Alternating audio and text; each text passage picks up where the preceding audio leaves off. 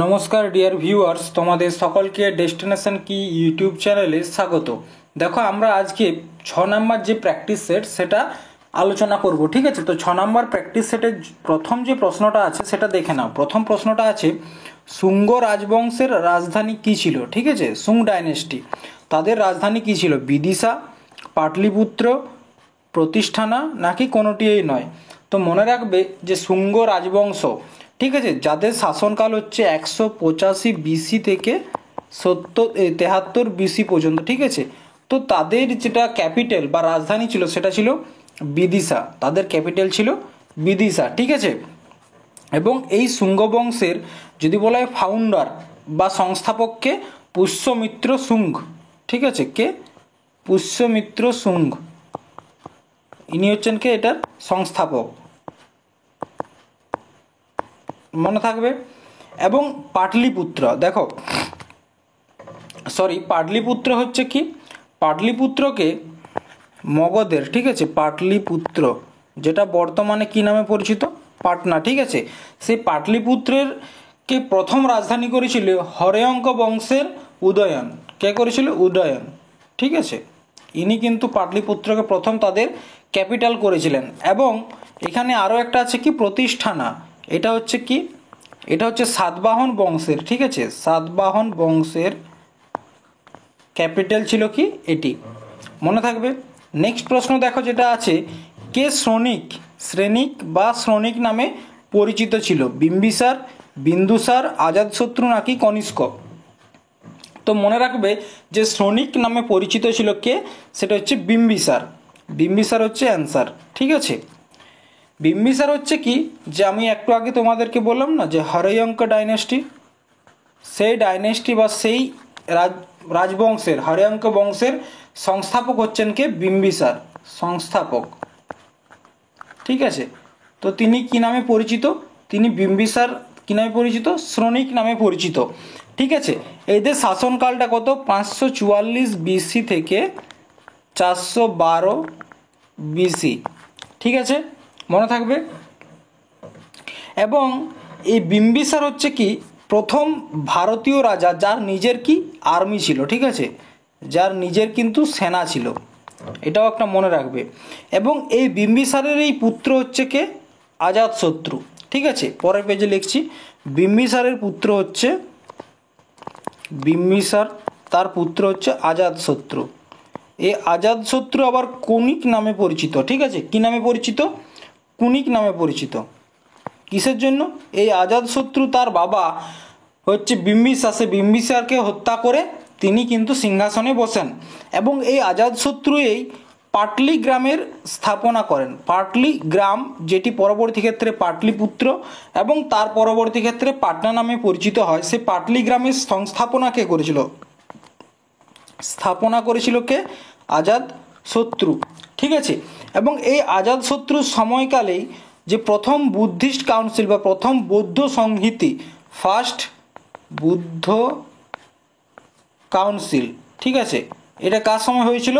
আজাতশত্রুর সময় হয়েছিল। কোথায় হয়েছিল? রাজগৃহ। এটা ছিল তাদের কি? ক্যাপিটাল। বিম্বিসারের সময়কাল থেকে হরিয়ঙ্ক ডাইনেস্টির ক্যাপিটাল ছিল কি? রাজগৃহ। পরবর্তী ক্ষেত্রে উদয়নের সময় সেটা পরবর্তীতে চেঞ্জ হয়ে, উদয়নের সময় চেঞ্জ হয়ে কি হয়? পাটলিপুত্র। ঠিক আছে, এরপর দেখো এখানে আছে কি? বিন্দুসার। দেখো, বিম্বিসার আর বিন্দুসার দুজন আলাদা। বিন্দুসার হচ্ছে কি সম্রাট অশোকের পিতা। সম্রাট অশোকের পিতা হচ্ছে কি? বিন্দুসার। আর বিম্বিসার হচ্ছে কি?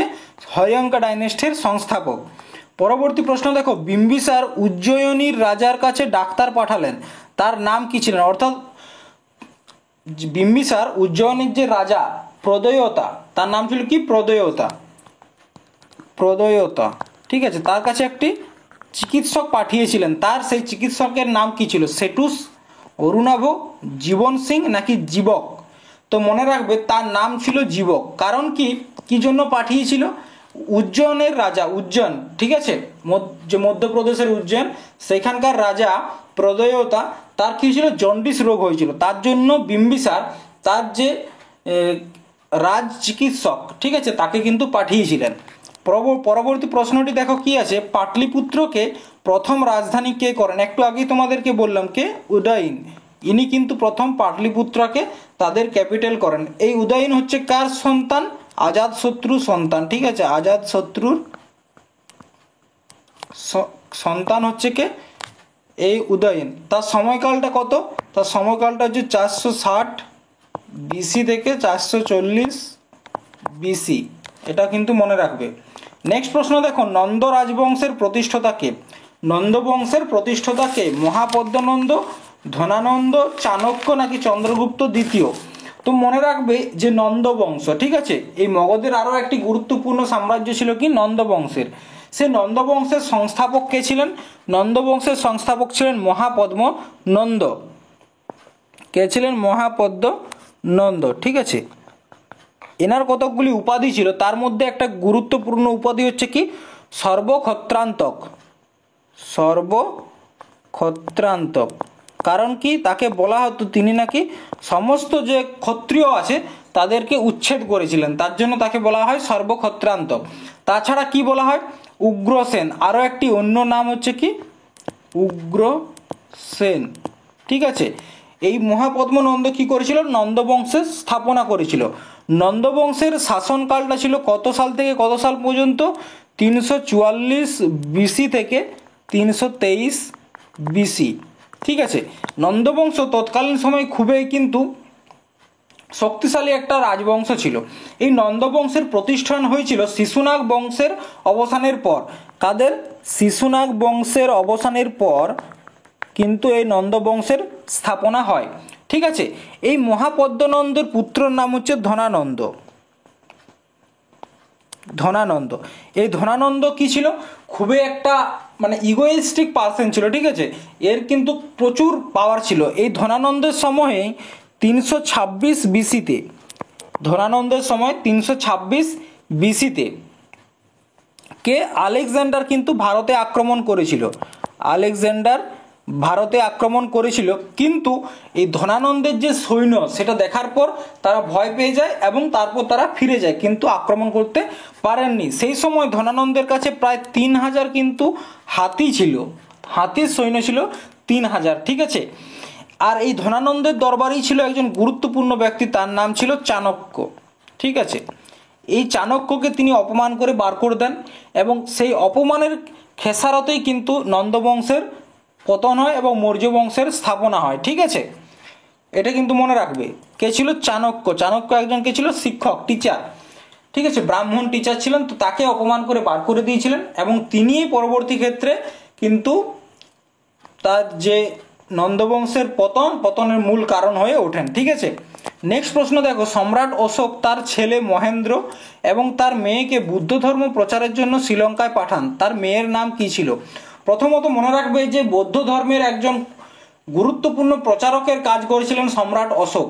ঠিক আছে, তো সেই বৌদ্ধ ধর্মের প্রচারণের কারণে তিনি কিন্তু শ্রীলঙ্কায় তার পুত্র এবং তার কন্যাকে পাঠিয়েছিলেন। তার পুত্রের নাম ছিল মহেন্দ্র এবং প্রশ্ন আছে তার মেয়ের নাম কি ছিল বা কন্যার নাম কি ছিল? পদ্মাবতী, সংঘমিত্র, কুমার দেবী নাকি দেবী? তো সম্রাট অশোকের কন্যার নাম কি ছিল? সংঘমিত্র। তাকে কিন্তু তিনি কোথায় পাঠিয়েছিলেন? শ্রীলঙ্কায় পাঠিয়েছিলেন। কি জন্য? বৌদ্ধ ধর্মের প্রচারণের জন্য। ঠিক আছে, এরপর দেখো কে ভারতে স্বর্ণমুদ্রা প্রথম চালু করেন? ঠিক আছে, ফার্স্ট কে চালু করেছিলেন? শক বংশেররা নাকি গুপ্ত বংশ নাকি বর্ধন বংশ নাকি ইন্ডো গ্রিক তারা করেছিল? দেখো, এই ইন্দো গ্রিক হচ্ছে কি ভারতে প্রথম কিন্তু এরাই ফরেন ইনভেডার। ফরেন ইনভেডার মানে কি? যারা বিদেশিরা আক্রমণ করেছিল তাদের মধ্যে ইন্ডো গ্রিকরা প্রথম। সেকেন্ড সেঞ্চুরির বিসির দিকে, ঠিক আছে, সেকেন্ড সেঞ্চুরি বিসির দিকে তারা আক্রমণ মানে তারা ভারতে এসে শাসন কার্য করেছিল এবং এদেরই একজন গুরুত্বপূর্ণ রাজা ছিলেন। ঠিক আছে, তার নাম কি ছিল? মিনান্ডার। মেনান্দার বা মিলিন্ডা। এনাকে কি করেছিল? এনাকে একজন বৌদ্ধ পণ্ডিত, তার নাম ছিল নাগসেন, অনেকে আবার নাগার্জুনও বলেন। ঠিক আছে, নাগার্জুন, মতান্তরে নাগার্জুন। তিনি কি করেছিলেন? এই মিলিন্ডাকে বৌদ্ধ ধর্মের পরিণত করেছিলেন, অর্থাৎ তাদেরকে বৌদ্ধ ধর্ম যে তাদের ভালো দিকগুলো বৌদ্ধ ধর্মে বলেছিলেন এবং তারপর মিলিন্ডা বৌদ্ধ ধর্মে নিজেকে রূপান্তরিত করেছিলেন। ঠিক আছে, এরপর দেখো পাণ্ড্য রাজবংশের প্রতীক কী ছিল। তোমরা মনে রাখবে যে সঙ্গমকালে তিনটা সাম্রাজ্য আমাদের সাউথে খুব গুরুত্বপূর্ণ ছিল। একটা ছিল কিপ, একটা ছিল চের, একটা ছিল পান্ড, একটা হচ্ছে চোল। এই তিনটে সাম্রাজ্যের বলছে পাণ্ড, ঠিক আছে, তাদের যে প্রতীক কী ছিল, মাছ, ধনুক, বাঘ নাকি সিংহ। তো তাদের যে পাণ্ড, তাদের চিহ্ন কী ছিল, রাষ্ট্রীয় চিহ্ন ছিল মাছ। ঠিক আছে, ঠিক। এরপর ধনুষ কাদের রাষ্ট্রীয় চিহ্ন ছিল, ধনুষ রাষ্ট্রীয় চিহ্ন ছিল কাদের, চের রাজবংশের ছিল ধনুষ। এবং চোলদের ছিল কি, চোলদের ছিল বাঘ। ঠিক আছে, মনে থাকবে। এবং প্রথম যদি বলা হয় প্রথম পাণ্ড্য বংশের সংস্থাপক কে ছিল, মুডকুডমি। ঠিক আছে, এটা কিন্তু মনে রাখবে। ঠিক আছে, এবং চেরদের সংস্থাপক কে ছিল উদয়ন জেরেল। ঠিক আছে, এখানে একজন গুরুত্বপূর্ণ ছিলেন উদয়ন জেরেল। বলা হয় ইনি নাকি মহাভারতের উদয়ন জেরেল। ঠিক আছে, চের বংশের উদয়ন জেরেল মহাভারতের যে সৈনিকরা ছিল, যে সিপাহী ছিল, তাদেরকে নাকি খাবার খাইয়েছিলেন কে, উদয়ন জেরেল। ঠিক আছে, পরবর্তী প্রশ্ন দেখো, কোনটি তামিল সাহিত্যের বাইবেল নামে পরিচিত, কুরাল বা মুপ্পাল নাকি মণিমেক্কালাই নাকি তোলকাপিয়ম নাকি পুরো সবগুলোই। তো তামিল সাহিত্যের বাইবেল নামে পরিচিত হচ্ছে কুরাল। ঠিক আছে, কুরাল, এটা গুরুত্বপূর্ণ। ঠিক আছে, এটার লেখক হচ্ছেন কে, এটার লেখক হচ্ছেন তিরুবল্লভুয়ার। ঠিক আছে, এবং এই তোলকাপিয়ম একটা গুরুত্বপূর্ণ পুস্তক, এটির লেখককে তোলকাপিয়ার লেখক। এটা হচ্ছে কি তামিল সাহিত্যের গ্রামার বই, ব্যাকরণ বই। ঠিক আছে, নেক্সট দেখো, কোন রাজবংশ মুক্তার জন্য বিখ্যাত, চোল, চের, পান্ডিয়া নাকি গুপ্ত ডাইনেস্টি। তো মনে রাখবে যে পান্ডিয়া ডাইনেস্টি এটা কিন্তু মুক্তার জন্য বিখ্যাত এবং তারা মুক্তা সংগ্রহের জন্য শ্রীলঙ্কা পর্যন্ত আক্রমণ করেছিল। ঠিক আছে, এরপর দেখো পরবর্তী প্রশ্ন, কর্কট ক্রান্তি রেখা পশ্চিমবঙ্গের কোন জেলা দিয়ে গেছে, কর্কট ক্রান্তি রেখা অর্থাৎ 23.5 নর্থ। ঠিক আছে, কোন জেলা দিয়ে গেছে, পুরুলিয়া, দার্জিলিং, পূর্ব মেদিনীপুর নাকি নর্থ 24 পরগনা বা উত্তর 24 পরগনা। তো কর্কট ক্রান্তি রেখা পশ্চিমবঙ্গের পুরুলিয়া জেলা দিয়ে গেছে, এটা কিন্তু মনে রাখবে, কোন জেলা দিয়ে, পুরুলিয়া জেলা। এরপর দেখো, যদি আমরা কর্কট ক্রান্তি রেখার কথা বলি অর্থাৎ 23.5 নর্থের কথা বলি, সেটা ভারতবর্ষের কোন কোন রাজ্যের উপর দিয়ে গেছে প্রথমে দেখে না। প্রথমে আছে কি গুজরাট, তারপর রাজস্থান, মধ্যপ্রদেশ, ছত্তিশগড়, ঝাড়খণ্ড, ওয়েস্ট বেঙ্গল, ত্রিপুরা, মিজোরাম। এই কিন্তু 8টা রাজ্যের উপর গেছে। 8টা রাজ্য কি কি, ফার্স্ট গেছে গুজরাট, তারপর আছে রাজস্থান, মধ্যপ্রদেশ, ছত্তিশগড়, ঝাড়খণ্ড, ওয়েস্ট বেঙ্গল, ত্রিপুরা, মিজোরাম। তাহলে গুজরাট, রাজস্থান, মধ্যপ্রদেশ, ছত্তিশগড়, ঝাড়খণ্ড, ওয়েস্ট বেঙ্গল, ত্রিপুরা, মিজোরাম। এর দেখো এটা অনেকে কিন্তু ট্রিক্স ব্যবহার করে, তো আমার মনে হয় ট্রিক্সের থেকে ম্যাপটাকে যদি তোমরা মনের মধ্যে মানে বসিয়ে নাও তাহলে কিন্তু মনে রাখতে সুবিধা হবে। একদম ওয়েস্ট থেকে শুরু করো, একদম শেষে কে আছে, গুজরাট আছে, তারপর আছে রাজস্থান, মধ্যপ্রদেশ, একটা সোজা রেখা মনে মনে টেনে নাও, ছত্তিশগড়, ঝাড়খণ্ড, ওয়েস্ট বেঙ্গল, ত্রিপুরা, মিজোরাম।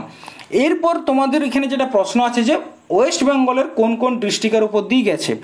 দেখো ওয়েস্ট বেঙ্গলের উপর এরকমভাবে গেছে, কোন কোন ডিস্ট্রিক্ট পড়ছে, পুরুলিয়া, বাঁকুড়া, ঠিক আছে, পুরুলিয়া, বাঁকুড়া, বর্ধমান, আর একটা হচ্ছে তোমার নদিয়া। এই 4টা ডিস্ট্রিক্টের ওপর দিয়ে গেছে। কোন কোন, একটা প্রথমে দেখো পুরুলিয়া, বাঁকুড়া, বর্ধমান আর নদিয়া। ঠিক আছে, এরপর দেখো এই যে নদিয়া, এই নদিয়ার কোন কোন জায়গার উপর দিয়ে গেছে, কৃষ্ণনগর, নদিয়ার কৃষ্ণনগরের উপর দিয়ে কিন্তু গেছে। নেক্সট হচ্ছে বর্ধমানের কিসের উপর দিয়ে গেছে, আউশ গ্রাম। বর্ধমানের আউশ গ্রামের মধ্য দিয়ে গেছে। ঠিক আছে, বাঁকুড়ার গঙ্গাজল ঘাটি, বাঁকুড়ার গঙ্গাজল ঘাটি এবং পুরুলিয়ার গুরুত্বপূর্ণ হচ্ছে আদ্রা শহরের উপর দিয়ে কিন্তু গেছে এই 23.5° নর্থ, যে কর্কট ক্রান্তি রেখা নামে যেটি পরিচিত সেই রেখাটি। ঠিক আছে, কোন কোন? পুরুলিয়া, বাঁকুড়া, বর্ধমান আর নদিয়া। পুরুলিয়া, বাঁকুড়া, বর্ধমান, নদিয়া। ঠিক আছে, পরবর্তী প্রশ্ন দেখো, সিংহলীলা পর্বতশ্রেণী নিম্নের কোনটি উল্লেখযোগ্য পর্বত শৃঙ্গ? সিংহলীলা পর্বতশ্রেণীর নিম্নের কোনটি উল্লেখযোগ্য পর্বত শৃঙ্গ? ঠিক আছে, সান্দাকফু, টংলু, ফালুট নাকি সবগুলি? তো সিংহলীলা যে পর্বত শ্রেণী, ঠিক আছে, এটা হচ্ছে পশ্চিমবঙ্গের যে উত্তরের পার্বত্য এলাকা তার একটি গুরুত্বপূর্ণ পর্বতশ্রেণী হচ্ছে সিংহলীলা পর্বতশ্রেণী। তো এই সিংহলীলা পর্বতশ্রেণী কি করে জানো? সিংহলীলা পর্বতশ্রেণী এই পশ্চিমবঙ্গকে সিকিম থেকে, অর্থাৎ সিংহলীলা পর্বতশ্রেণীর ঠিক এরকমভাবে অবস্থিত, এটি কি করে? সিকিম থেকে পশ্চিমবঙ্গকে আলাদা করে সিংহলীলা পর্বতশ্রেণী। ঠিক আছে, এই সিংহলীলা পর্বতশ্রেণীর কতকগুলি গুরুত্বপূর্ণ পর্বত শৃঙ্গ আছে, সেগুলো কি কি? একটা আছে কি সান্দাকফু, একটা হচ্ছে টাংলু, একটা হচ্ছে ফালুট, আর একটা হচ্ছে সবরগ্রাম। ঠিক আছে, তো এখানে অ্যান্সার হচ্ছে সবগুলি। দেখো, সান্দাকফুর দৈর্ঘ্য হচ্ছে কত? উচ্চতা 3636 মিটার। টাংলুর উচ্চতা হচ্ছে তোমার 3036 কিলোমিটার, সরি কিলোমিটার নয়, মিটার। ঠিক আছে, ফালুটের উচ্চতা হচ্ছে তোমার 3595 মিটার এবং সবরগ্রামের উচ্চতা হচ্ছে তোমার 3543 মিটার। এইখানে সর্বোচ্চ শৃঙ্গ কোনটা সিংহলীলা পর্বতশ্রেণীর? সেটা হচ্ছে সান্দাকফু। ঠিক আছে, সেটা হচ্ছে সান্দাকফু। এবং এখানকারই আরও একটি গুরুত্বপূর্ণ পর্বতশৃঙ্গ, আরও একটি গুরুত্বপূর্ণ শৈলশিরা বা পর্বত শ্রেণী হচ্ছে কি দার্জিলিং পর্বতশ্রেণী, যেটা এখানে অবস্থিত। ঠিক আছে, এটার উচ্চতম যে পর্বতশৃঙ্গ তার নাম হচ্ছে টাইগার হিল। দার্জিলিংয়ের কি টাইগার হিল, এটার উচ্চতা হচ্ছে 2573 মিটার। তাহলে যদি প্রশ্ন আসে যে পশ্চিমবঙ্গের সর্বোচ্চ শৃঙ্গ কোনটি? পশ্চিমবঙ্গের সর্বোচ্চ শৃঙ্গ হচ্ছে সান্দাকফু। ঠিক আছে, এবং দার্জিলিং হিমালয়ের সর্বোচ্চ শৃঙ্গ টাইগার হিল। এরপর দেখো, তোমাদেরকে যেটা জানতে হবে সেটা হচ্ছে তিস্তা নদী। এইখানে তিস্তা নদীর যে গতিপথ খুব গুরুত্বপূর্ণ। ঠিক আছে, ম্যাপটা একটু মুছছি, তিস্তা নদীর গতিপথটা দেখে নাও। তিস্তা নদীর গতিপথটা খুবই স্বাভাবিক। এই যে উত্তরের যে আমাদের বিশাল যে পার্বত্য এলাকা তাকে দুভাগে ভাগ করেছে আমাদের তিস্তা নদী। ঠিক আছে, এই তিস্তা নদীর দুদিকে আছে একটা সিংহলীলা পর্বতশ্রেণী আর একটা হচ্ছে দার্জিলিংয়ের বললাম টাইগার হিল। ঠিক আছে, এরপর দেখো পরবর্তী প্রশ্ন, এইটা সব কিন্তু মনে রাখবে, এটা হচ্ছে কি আমাদের তিস্তা নদী, কারণ পরবর্তী প্রশ্নের ক্ষেত্রে তিস্তা নদীর গতিপথটা খুবই গুরুত্বপূর্ণ। ঠিক আছে, এরপর দেখো পশ্চিমবঙ্গের মালভূমি এলাকায় ছোট ছোট পাহাড় পাওয়া যায়, এগুলাকে কি বলে? প্রথমত দেখে নাও পশ্চিমবঙ্গের মালভূমি কাকে বলা হয়। পশ্চিমবঙ্গের মালভূমি এরিয়া বলা হয় বিশেষ করে পুরুলিয়া এবং বাঁকুড়ার কিছুটা এরিয়াকে বলা হয় পশ্চিমবঙ্গের মালভূমি এরিয়া, কারণ এটা কি ছোটনাগপুর মালভূমির সাথে অর্থাৎ ঝাড়খণ্ডের সাথে যুক্ত, তার জন্য এটাকে বলা হয় মালভূমি এরিয়া। এবং প্রশ্ন এসছে কি পশ্চিমবঙ্গের মালভূমি এলাকায় ছোট ছোট পাহাড় তাদেরকে কি বলা হয়? ডুংরি, খুংরি, সালু নাকি পাহাড়ি? তো এই যে মালভূমি এরিয়ায় অর্থাৎ পুরুলিয়া বাঁকুড়া এরিয়াতে ছোট ছোট পাহাড়গুলোকে বলা হয় ডুংরি। কি বলা হয়? ডুংরি বলা হয়। ঠিক আছে, মনে থাকবে। এটা হচ্ছে কি পশ্চিমবঙ্গের মালভূমি। পশ্চিমবঙ্গের উত্তরে পার্বত্য অঞ্চল হচ্ছে ঠিক এই জায়গাটা। এরপর দেখো পশ্চিমবঙ্গের ভূপ্রকৃতি যদি দেখতে হয় সেক্ষেত্রে আমাদেরকে পশ্চিমবঙ্গের যে ভূগোল সেটা কিন্তু আমাদেরকে ভালোভাবে পড়তে হবে। তোমাদের যদি মনে হয় যে পশ্চিমবঙ্গের ভূগোলটা তোমাদের জানা প্রয়োজন বা তোমরা পড়তে চাও, সেক্ষেত্রে আমাকে কমেন্ট বক্সে জানিও। তোমাদেরকে 5 থেকে 7টা ক্লাসের মাধ্যমে পশ্চিমবঙ্গের ভূগোলকে কিন্তু কমপ্লিটভাবে ফাউন্ডেশন হিসাবে পড়িয়ে দেবো। ঠিক আছে, এরপর দেখো পরবর্তী প্রশ্ন, বামনি ও টুরগা জলপ্রপাত কোন জেলায় অবস্থিত? ঠিক আছে, মানে পশ্চিমবঙ্গের কোন জেলায় অবস্থিত? পুরুলিয়া, বাঁকুড়া, বীরভূম নাকি হাওড়া? তো বামনি ও টুরগা খুব গুরুত্বপূর্ণ জলপ্রপাত, পশ্চিমবঙ্গের বিখ্যাত জলপ্রপাতগুলির মধ্যে দুটি। এই দুটি অবস্থিত হচ্ছে পুরুলিয়ার কোথায়? অযোধ্যা পাহাড়ে। ঠিক আছে, অযোধ্যা পাহাড়ের উপর কিন্তু অযোধ্যা পাহাড়ের উপর কিন্তু এই বামনী এবং টুরগা এই দুটি জলপ্রপাত অবস্থিত। ঠিক আছে, মনে রাখবে।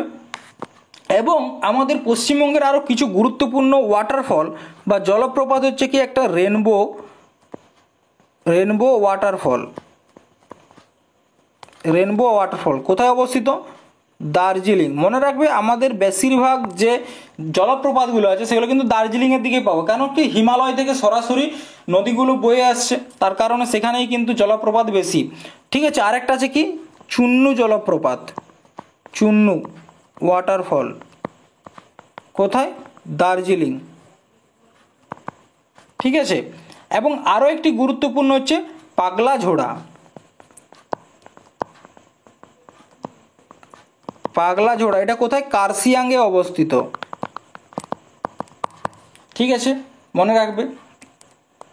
এরপর দেখো অযোধ্যা পাহাড়। অযোধ্যা পাহাড় কোথায় অবস্থিত? পুরুলিয়াতে অবস্থিত। এই অযোধ্যা পাহাড়ের সর্বোচ্চ শৃঙ্গের নাম হচ্ছে গোগরাবুরু। কী নাম? গোগরাবুরু। এটা হচ্ছে কি পশ্চিমবঙ্গের যে মালভূমি এরিয়া, পশ্চিমবঙ্গের মালভূমি এরিয়ার সর্বোচ্চ শৃঙ্গ হচ্ছে গোগরাবুরু, যার উচ্চতা 677 মিটার। ঠিক আছে, এবং এই অযোধ্যা নদীর থেকেই এই অযোধ্যা পাহাড় থেকেই কাঁসাই নদীর উৎপত্তি। ঠিক আছে, কি কাঁসাই যে নদী বা কংসাবতী নদীর কিন্তু উৎপত্তি হচ্ছে এই অযোধ্যা পাহাড় থেকেই। ঠিক আছে, পরবর্তী প্রশ্ন দেখো, তরাই শব্দের অর্থ কি? স্যাঁতস্যাঁতে উচ্চভূমি, স্যাঁতস্যাঁতে নিম্নভূমি, পাহাড়ি অঞ্চল নাকি নদীর কিনারা? তো তরাই শব্দের অর্থ হচ্ছে স্যাঁতস্যাঁতে নিম্নভূমি, স্যাঁতস্যাঁতে নিম্নভূমি। এরপর দেখো তরাই কি সেটা বুঝতে গেলে তোমাদেরকে প্রথমে বুঝতে হবে আমাদের তিস্তা নদীর গতিপথ। এটা হচ্ছে কি তিস্তা নদীর গতিপথ।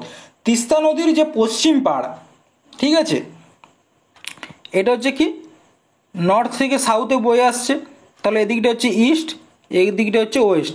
এই যে পশ্চিম পাড়, এই পশ্চিম পাড়ের যে নিম্নভূমি, স্যাঁতস্যাঁতে নিম্নভূমি, তাকে বলা হয় তরাই।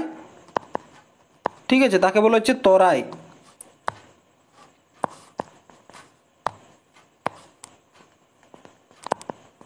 তরাই। এবং পূর্ব দিকের ভূমিকে বলা হচ্ছে ডুয়ার্স। তাহলে তিস্তা নদী, এটা হচ্ছে তিস্তা নদী। তিস্তা নদীর পশ্চিম পাড়কে বলা হয় তরাই, পূর্ব পাড়কে বলা হয় ডুয়ার্স। তরাই শব্দের অর্থ হচ্ছে স্যাঁতস্যাঁতে নিম্নভূমি। ঠিক আছে, এই ডুয়ার্স এরিয়ায় এক ধরনের ঘাস দেখতে পাওয়া যায়, তাকে বলা হয় সাভানা ঘাস। খুবই গুরুত্বপূর্ণ, সাভানা ঘাস কোথায় দেখতে পাওয়া যায়? ডুয়ার্স এলাকায় দেখতে পাওয়া যায়। এরপর দেখো পরবর্তী প্রশ্ন, কেন্দুলি বা জয়দেবের মেলা কোন নদীর তীরে হয়? কেন্দুলি বা জয়দেবের মেলা, পশ্চিমবঙ্গের একটি গুরুত্বপূর্ণ মেলা হচ্ছে জয়দেবের মেলা। সেটি কোন নদীর তীরে হয়? অজয়, সুবর্ণরেখা, দামোদর নাকি দ্বারকেশ্বর? তো মনে রাখবে যে কেন্দুলি বা জয়দেব মেলা বীরভূমের অজয় নদীর তীরে হয়।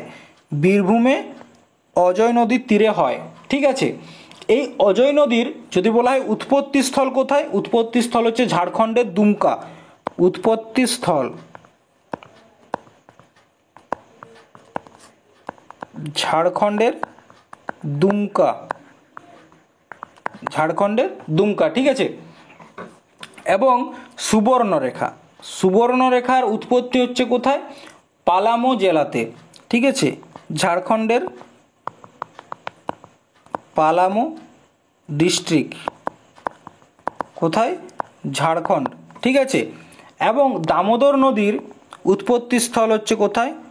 দামোদর নদ, তার উৎপত্তি স্থল হচ্ছে ছোটনাগপুর মালভূমিতে, অর্থাৎ ঝাড়খণ্ড ছোটনাগপুর মালভূমি।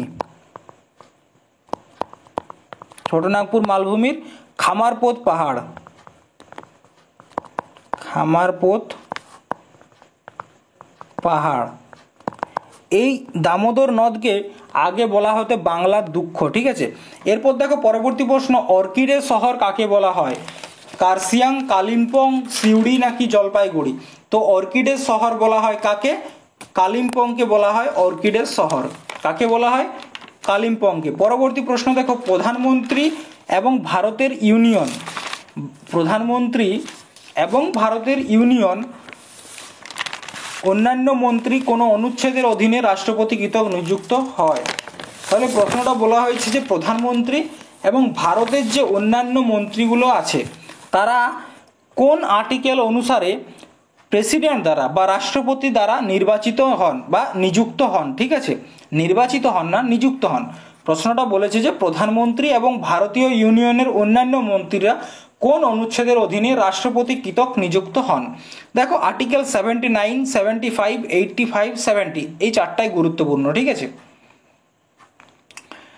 দেখো আর্টিকেল 79 এখানে কিসের চর্চা করা হয়েছে? আমাদের সংসদ ভবনের চর্চা করা হয়েছে, অর্থাৎ আমাদের যে লোকসভা থাকবে, রাজ্যসভা থাকবে, তার চর্চা করা হয়েছে আর্টিকেল 79। আর্টিকেল 75, আর্টিকেল 75-এ বলা হয়েছে যে রাষ্ট্রপতি, ঠিক আছে, আর্টিকেল 75-এ বলা হয়েছে যে রাষ্ট্রপতি ভারতের ইউনিয়ন মিনিস্টার বা ক্যাবিনেট মন্ত্রীদের এবং প্রধানমন্ত্রীকে নিযুক্ত করবেন। ঠিক আছে, তাহলে আর্টিকেল 75 হচ্ছে অ্যান্সার, বোঝা গেছে। এরপর বাকি দুটো যেটা আছে আর্টিকেল 85, সরি 80 নয়, আর্টিকেল 85 গুরুত্বপূর্ণ, কিন্তু নোট করবে আর্টিকেল 85। এইখানে বলা হয়েছে যে পার্লামেন্টের যে সেশনগুলো হবে, পার্লামেন্টের যে সেশনগুলো হবে সেই সেশনগুলোর যে সত্র আহুত, অর্থাৎ কি সত্র শুরু হওয়া আহুত এবং সত্রাবসান অর্থাৎ শেষ হওয়া, এ দুটো করবে কে? প্রেসিডেন্ট। ঠিক আছে, এরপর দেখো আর্টিকেল 70 গুরুত্বপূর্ণ। আর্টিকেল 70 সেটা হচ্ছে কি এমন কোনো অবস্থা, আর্টিকেল 70 হচ্ছে কি এমন কোনো সিচুয়েশন যার চর্চা কিন্তু আমাদের সংবিধানে নেই, সেই অবস্থা যদি আবার প্রেসিডেন্টের পদও খালি থাকে তখন ভাইস প্রেসিডেন্ট, তখন কী হবে? ভাইস প্রেসিডেন্ট আমাদের যে কার্যবাহক প্রেসিডেন্ট হিসাবে কাজ করবে। এবং এখানে আরও একটি গুরুত্বপূর্ণ আর্টিকেল হচ্ছে আর্টিকেল 76, সেটা হচ্ছে কি অ্যাটর্নি জেনারেলের কথা কিন্তু বলা হয়েছে আর্টিকেল 76। ঠিক আছে, আর্টিকেল 76। এরপর দেখো পরবর্তী প্রশ্ন কি আছে, ভারতের সংবিধানের 324 নম্বর অনুচ্ছেদ অনুযায়ী নিচের কোন প্রতিষ্ঠান ভারতের ভাইস প্রেসিডেন্টের নির্বাচন পরিচালনা করেন? Office of the president of India, অর্থাৎ প্রেসিডেন্ট করেন কিনা, সেক্রেটারিয়েট অফ লোকসভা, নাকি ইলেকশন কমিশন অফ ইন্ডিয়া, নাকি সেক্রেটারিয়েট অফ রাজ্যসভা? তো মনে রাখবে ভাইস প্রেসিডেন্ট হোক বা প্রেসিডেন্ট হোক বা ভারতের অন্যান্য যে মন্ত্রী তাদের যে ভোট, অর্থাৎ প্রধানমন্ত্রীর হোক বা আমাদের যে চিফ মিনিস্টারের, সেই ভোটগুলো কিন্তু সবসময় করে কে? আর্টিকেল 324 অনুসারে আমাদের ইলেকশন কমিশন অফ ইন্ডিয়া। ঠিক আছে, ইলেকশন কমিশন অফ ইন্ডিয়া। দেখো আমাদের সংবিধানের ভাগ 15, ঠিক আছে, ভাগ 15 আর্টিকেল 324 থেকে, আর্টিকেল 324 থেকে 329 পর্যন্ত ইলেকশন কমিশন অফ ইন্ডিয়া চর্চা রয়েছে। Election commission of India, election commission of ইন্ডিয়ার চর্চা রয়েছে। এই ইলেকশন কমিশন অফ ইন্ডিয়ার গঠন হয়েছিল 25শে জানুয়ারি 1950। ঠিক আছে, গঠন হয়েছিল 25শে জানুয়ারি 1950।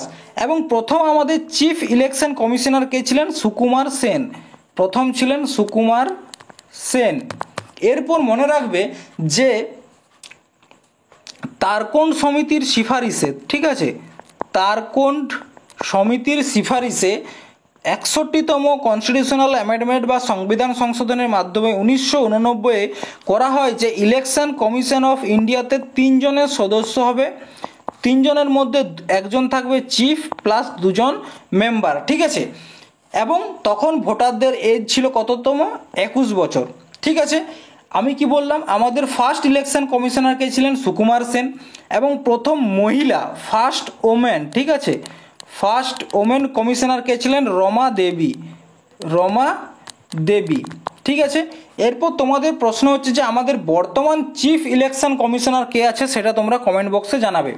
নেক্সট প্রশ্ন দেখো, ভারতীয় সংবিধানে নিচের কোন অনুচ্ছেদটি ভারতীয় রাষ্ট্রপতিকে অধ্যাদেশ জারি করার ক্ষমতা দিয়েছে যখন সংসদের উভয় কক্ষের অধিবেশন চলছে না? অর্থাৎ কি আমাদের সংবিধানের যখন উভয় কক্ষে কোনো রকম কোনো সেশন চলছে না সেই সময় যদি কোনো বিল পাস করতে হয়, কোনো বিল আনতে হয়, সেই অর্ডিন্যান্স বা অধ্যাদেশ জারি করার ক্ষমতা কত নাম্বার আর্টিকেলে প্রেসিডেন্টকে দেওয়া হয়েছে?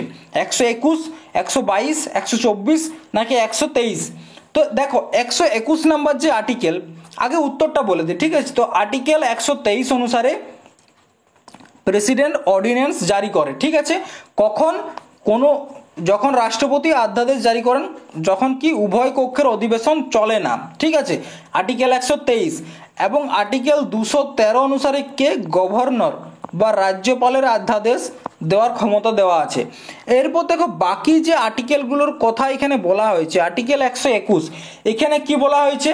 সংসদ, ঠিক আছে, সংসদ জজদের যে ব্যবহার তার আলোচনা সংসদ ভবনে করতে পারবে না, কিন্তু তাদের ওপর মহাভিয়োগ বা ইমপিচমেন্ট কিন্তু করতে পারে আর্টিকেল 121 অনুসারে।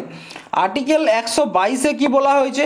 আর্টিকেল 122-এ বলা হয়েছে যে সংসদের কাজের, ঠিক আছে, আমাদের যে পার্লামেন্টের কাজ, সেই কাজের ওপর কিন্তু আমাদের যে ন্যায়ালয় বা কোর্ট কিন্তু কোনো রকম ইনভেস্টিগেশন করতে পারবে না, কিন্তু কোনো বিল যদি পাস হয় আমাদের সংসদে, সেই বিলটা সাংবিধানিক বিল বা সাংবিধানিক বিল নয়, তার উপর কিন্তু ইনভেস্টিগেশন করতে পারে, ঠিক আছে? আর্টিকেল 124, ঠিক আছে, আর্টিকেল 124-এ কি বলা হয়েছে? সুপ্রিম কোর্টের গঠনের চর্চা করা হয়েছে আর্টিকেল 124। আর্টিকেল 124 থেকে 147-এর মধ্যে কি করা হয়েছে? আমাদের যে সুপ্রিম কোর্ট, ভারতের সর্বোচ্চ ন্যায়ালয়ের চর্চা করা হয়েছে আর্টিকেল 124 থেকে 143-এর মধ্যে, 147-এর মধ্যে, ঠিক আছে, 147-এর মধ্যে। পরবর্তী প্রশ্ন দেখো, কোন বিল সংসদের উভয় কক্ষে পাস হওয়ার পর এবং কাদের দ্বারা সম্মতির পর সংসদে আইনত পরিণত হয়?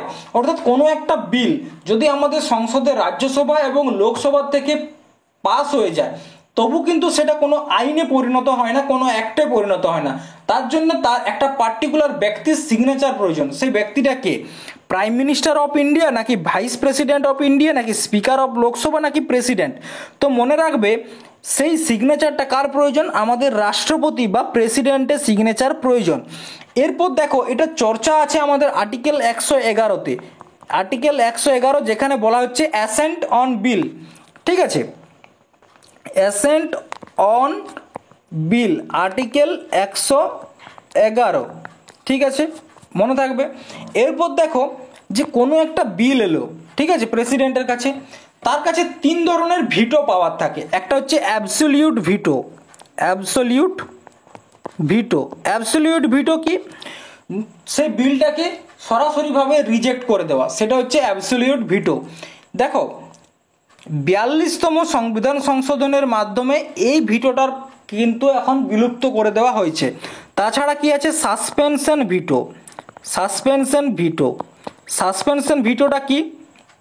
সাসপেনশন ভিটো হচ্ছে, ধরো কোনো একটা বিল পার্লামেন্ট থেকে প্রেসিডেন্টের কাছে এলো, তার মনে হলো যে এই বিলটাতে আরো কিছু জিনিস অ্যাড করা দরকার, কিছু জিনিস বাদ দেওয়া দরকার, বা নতুন আরেকবার খতিয়ে দেখা দরকার, সেই সময় সাসপেনশন ভিটো কাজে লাগায় এবং পুনর্বিচারের জন্য এটি আবার পার্লামেন্টের কাছে পাঠায়। কিন্তু যদি পুনর্বিচারের জন্য পাঠায় তাহলে পরবর্তী ক্ষেত্রে প্রেসিডেন্টকে কিন্তু সেই বিলের সিগনেচার করতে হবেই। কিন্তু এই প্রেসিডেন্টের কাছে আরও একটি গুরুত্বপূর্ণ ভিটো হচ্ছে পকেট ভিটো কি? যখন প্রেসিডেন্টের কাছে কোনো একটা বিল আসে, প্রেসিডেন্টের যদি মনে হয় যে এই বিলটা আইনে পরিণত করা চলবে না বা এটা উপযুক্ত নয়, তখন সে কি করতে পারে? সাসপেনশন ভিটো যদি লাগায় তাহলে কিন্তু পরবর্তী ক্ষেত্রে তাকে সিগনেচার করতেই হচ্ছে। আবার অ্যাবসোলিউট ভিটো নেই, তখন তিনি কি করেন? পকেট ভিটো, অর্থাৎ কি নিয়ে করে পকেটে রেখে দেন, কোনো সিগনেচারও করেন না, আবার সেটা পুনর্বিচারের জন্যও পাঠান না, ঠিক আছে? সেক্ষেত্রে কিন্তু তাকে সিগনেচার করা বাধ্যতামূলক নয়, তার জন্যই বলা হয় পকেট ভিটো, ঠিক আছে? এই 3 প্রকারের ভিটো কিন্তু আমাদের প্রেসিডেন্টের কাছে আছে। পরবর্তী প্রশ্ন দেখো, HTML, যারা কম্পিউটার ইউজ করো, যে ফোন ব্যবহার করো, ইন্টারনেট ব্যবহার করো, তারা কিন্তু এই HTML শব্দটি প্রায় শুনেছো, ঠিক আছে? তো HTML এর পূর্ণরূপ কি? হাইপার টেক্সট মেকআপ ল্যাঙ্গুয়েজ, নাকি হাইপার টেক্সট মার্কআপ ল্যাঙ্গুয়েজ, নাকি হাইব্রিড টেক্সট মেকআপ ল্যাঙ্গুয়েজ, নাকি হাইব্রিড টেক্সট মার্কআপ ল্যাঙ্গুয়েজ? তো HTML তার সম্পূর্ণ নাম হচ্ছে হাইপার টেক্সট মার্কআপ ল্যাঙ্গুয়েজ। তার সম্পূর্ণ নাম কি? Hyper text markup language. এটা ওয়েব পেজ ক্রিয়েট করতে কাজে লাগে, ঠিক আছে, ওয়েব পেজ ক্রিয়েট করতে কাজে লাগে। পরবর্তী প্রশ্ন দেখো, ইন্টারনেটের সাথে সংযুক্ত প্রতিটি কম্পিউটারের একটি আইপি ঠিকানা প্রয়োজন, এই আইপির পূর্ণরূপ কি? দেখো কিছু কিছু ওয়েবসাইট থাকে, আশা করি তোমরা সকলে জানো, যেটা আমাদের ইন্ডিয়ান আইপি থেকে খোলে না, তার জন্য আমাদের কি করতে হয়? ভিপিএন ইউজ করতে হয়। তো আমাদের যে আইপি, সেই আইপিটা কি সেটাই কিন্তু এখানে জানতে চাওয়া হয়েছে। আইপির ফুল ফর্মটা কি? ইন্টারনেট প্রোটোকল, নাকি ইন্টারনাল প্রোটোকল, নাকি ইন্টারন্যাশনাল পার্টনার, নাকি ইন্টারনেট পার্টনার? তো আইপি যার সম্পূর্ণ নাম হচ্ছে ইন্টারনেট প্রোটোকল, সম্পূর্ণ নাম হচ্ছে ইন্টারনেট প্রোটোকল। এটা হচ্ছে কি এক ধরনের রুলস, ইন্টারনেটের এক ধরনের রুলস, মানে এটার থেকে বোঝা যায় কোন অ্যাড্রেস থেকে, কোন এরিয়ার থেকে ইন্টারনেট ব্যবহার করা হচ্ছে, ঠিক আছে। কিসের জন্য? কমিউনিকেশনের জন্য, ইন্টারনেটের মাধ্যমে কমিউনিকেশন, তাছাড়া মেল সেন্ডিং মেল, ঠিক আছে, তাছাড়া ভিডিও স্ট্রিমিং, বর্তমানে যেগুলো হচ্ছে ভিডিও স্ট্রিমিং, বা কোনো রকম ওয়েবসাইটকে কানেক্ট করতে গেলে কিন্তু আমাদের আইপি অ্যাড্রেস দিতে হয়, ঠিক আছে। তো আইপি অ্যাড্রেসের মূল হচ্ছে এক ধরনের রুল, যেটা কমিউনিকেশন, মেল সেন্ড করা, বা কোনো রকম ভিডিও স্ট্রিমিং করা, বা ওয়েবসাইটে কানেক্ট করার ক্ষেত্রে আইপি অ্যাড্রেস খুবই গুরুত্বপূর্ণ হয়। যে ওয়েবসাইটগুলো ব্যান করা হয়েছে ভারতবর্ষে, সেই ওয়েবসাইটগুলো যখন খুলতে হয় তখন আমাদের ভিপিএন কাজে লাগাতে হয়। তখন কি করা হয়? আমাদের যে আইপি অ্যাড্রেস, সেই আইপি অ্যাড্রেসটাকে চেঞ্জ করে দেওয়া হয়। অর্থাৎ কি, আমরা যদি ওয়েস্ট বেঙ্গল থেকে করছি তো আমাদের আইপি অ্যাড্রেস দেখাবে আমেরিকা, তো সেই ভিপিএন এর কাজ কিন্তু আইপি অ্যাড্রেসটাকে চেঞ্জ করা। তার জন্যে আমরা কিছু মানে অবৈধ যে লিঙ্ক সেগুলো কিন্তু খুলতে পারি, ঠিক আছে, বোঝা গেছে। তো আজকের ক্লাসটি এই পর্যন্তই ছিল। আজকে বেশ কিছু গুরুত্বপূর্ণ প্রশ্ন তোমাদেরকে করানো হয়েছে, এবং বিশেষ করে এখানে ওয়েস্ট বেঙ্গলের যে জিওগ্রাফি, ঠিক আছে, সেখান থেকেও বেশ কয়েকটা প্রশ্ন তোমাদেরকে করানো হয়েছে। এরপর তোমরা যদি চাও যে ওয়েস্ট বেঙ্গলের জিওগ্রাফি ক্লাসটা তোমরা করবে, সেক্ষেত্রে তোমরা কিন্তু কমেন্ট বক্সে অবশ্যই জানাবে। আর যদি ক্লাসটা আজকের ভালো লাগে তাহলে অবশ্যই তোমার বন্ধুদের সাথে শেয়ার করো, ক্লাসটি কমেন্ট করো তোমাদের কীরকম লাগছে, বা কোনো প্রশ্ন থাকলে অবশ্যই জানাও, লাইক করো, এবং চ্যানেলটিকে অবশ্যই সাবস্ক্রাইব করে রেখো, ঠিক আছে। থ্যাংক ইউ, ধন্যবাদ, জয় হিন্দ।